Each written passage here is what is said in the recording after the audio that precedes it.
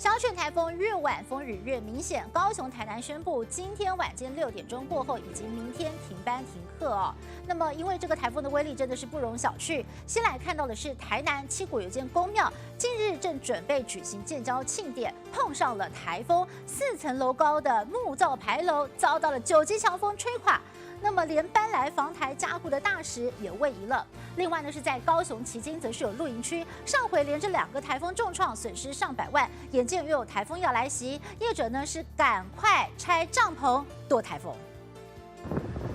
4层楼高建教牌楼不敌强风被吹垮，结构毁了，整排造景围栏应声倒塌。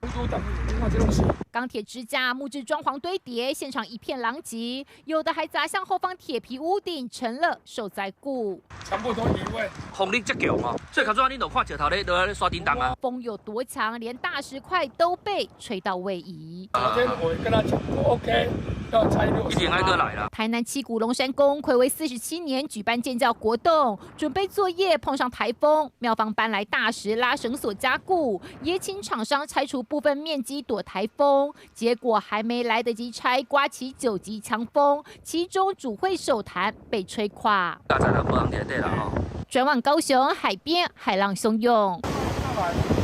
感受小犬台风来势汹汹，港警展开柔性劝离。期间，这处露营区业者防台急拆帐篷，把那个帆布都把它放下来，避免风的阻力再度把那个骨架吹弯掉。全因先前杜苏芮和海葵台风重创帐篷区，2次下来，业者损失上百万，这回决定拆卸防灾损。